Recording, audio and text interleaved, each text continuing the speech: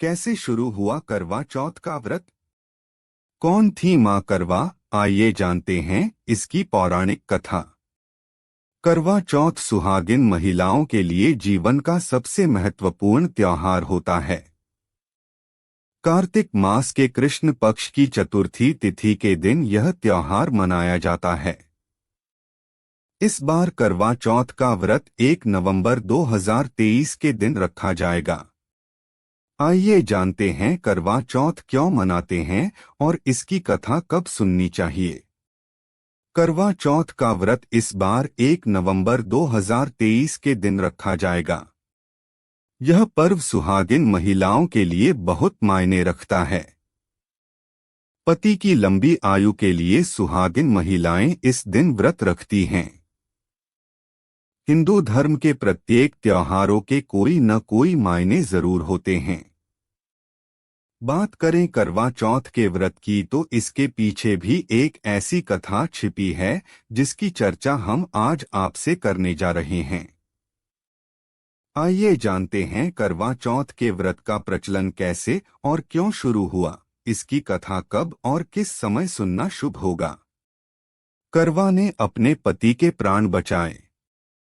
पौराण की मान्यता के अनुसार करवा नाम की एक पतिव्रता स्त्री थी।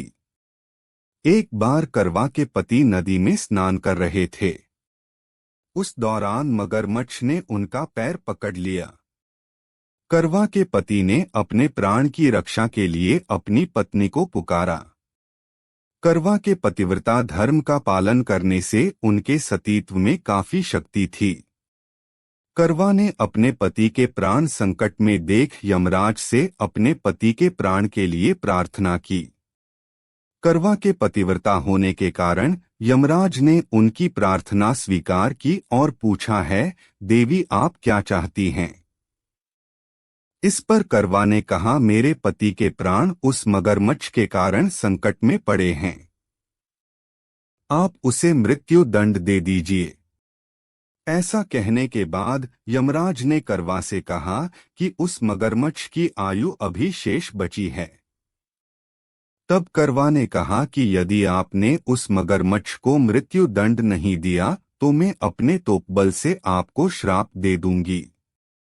करवा चौथ के व्रत की शुरुआत। करवा माता के ऐसा कहने पर यमराज के निकट में खड़े चित्रगुप्त सोच में पड़ गए और उसके सतीत्व के कारण उसकी कही बात को टाल भी न सके। तब उन्होंने यमराज से कहा, आप मगरमच्छ को यमलोक बुला लें और उसके पति को चिरायु का वरदान दें। यमराज देवता करवा माता के पतिव्रता होने से बड़े प्रसन्न हुए और उनसे कहा कि आपने अपने तपोबल से अपने पति के प्राण संकट से बचाए हैं। मैं आपसे बहुत प्रसन्न हूँ और मैं आज आपको वरदान देता हूँ कि जो भी सुहागिन महिलाएं अपने पति के लिए आज के दिन यानी कार्तिक मास की कृष्ण पक्ष की चतुर्थी तिथि के दिन व्रत रखेंगी, उनके पति की आयु लंबी होगी और उनके सुहाग की रक्षा में स्वयं करूंगा। करवा चौथ की कथा सुनने का समय। करवा चौथ की यह कथा अति पावन है। इस कथा को करवा चौथ के दिन सुनन बहुत शुभ माना जाता है। करवा माता की कथा सुनने के लिए, यह कथा का पाठ करने के लिए सुहागिन महिलाओं को करवा चौथ के दिन ब्रह्मा मुहूर्त में उठकर स्नान करना चाहिए। उसके बाद व्रत का संकल्प लेना चाहिए। फिर करवा माता की तस्वीर पूजा घर में रखकर उनसे अपने पति की दीर्घ आयु की प्रार्थना करनी चाहिए।